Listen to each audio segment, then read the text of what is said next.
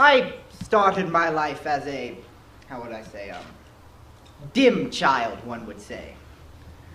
I wasn't that interested in schoolwork or, per se, any type of work. My teachers called me things such as dumb, dim-witted, unimaginative, and, in general, stupid. At a time, I couldn't really argue with them. At a time, I didn't really care. I was pursuing my one passion: animation, drawing, cartoons of the like. My first ever commission was to draw a mascot for a local pharmaceutical business. The mascot I can't remember the name of, and I can scarcely remember the name of the business.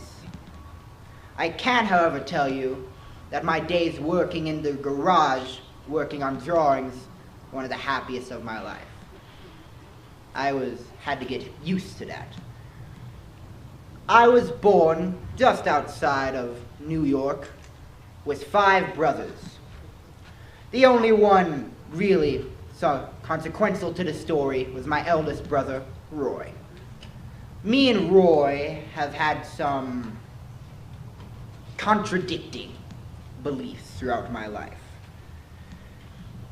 I tried to enlist in the military, but seeing as how I was 15 at the time, it went expectedly. But that didn't stop me from wanting to fight for my country, so when I reached the proper age, I enlisted in the Red Cross, where I served with them for, let's say, 2 to 3 years. After my time in the Army, I didn't know what to do with myself. So I went back to doing what I did best: cartoons and drawings. I did this in my garage. I was even homeless for a spell. It was slow days mostly. Until my first big breakthrough, if you could call it that, was Newman's Laugh-O-Grams. Small pictograms about Aesop's fables and other small stories. Good for me that it eventually grew into a business, and I was able to get my own studio.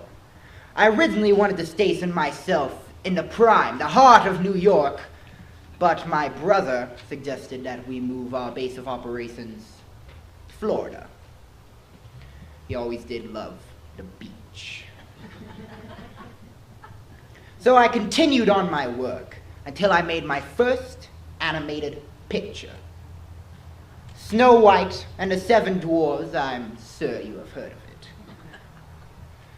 After that, sorry to toot my own horn, but we were unstoppable. We were spitting cartoons like a bat out of hell, and there was nothing to stop us except my dear brother.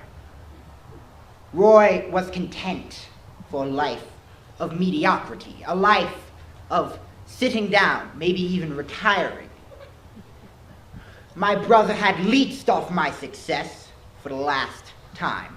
So, with a heartfelt goodbye, I sent him on a very honorable discharge. And so we continued, spitting out cartoon after cartoon. Everywhere I went, people were calling me Mr. Disney. If you were to tell my teachers that the boy who sat in his geometry class writing down cartoons was to become a businessman, a leader, a CEO, I would have spit you across the gate and gave you 5 across. And that's true. Now, I continued in this way, and sorry to say, I became a little strict. Seemed every day I was becoming more and more like my father. I would walk into the animation district, the wing, if you will. And in one of my movies, my pictures, Bambi, there's a line in the movie. It states that when man is in the forest, all animals must tread lightly. When man is in the forest, be wary. So whenever I walked in the studio, one of my animators would say, "Man's in the forest!" Funny guy. But I wasn't content just to make cartoons for the rest of my life. It was my passion, but it wasn't all I was. I did some side live-action projects here and there. Treasure Island, Song of the South. But my first real big project was what if the blend of animation and live-action. This brainchild and Mary Poppins was born. Mary Poppins was the most frustrating experience of my entire career. Mary Poppins was the biggest challenge I had to face. This was all due to the lovely lady named Mrs. Banks, the author of the original book. Mrs. Banks and I disagreed on a lot of things. One cannot express the anger when I told her that dancing penguins were going to be in her book. Hell has no fury, as they say.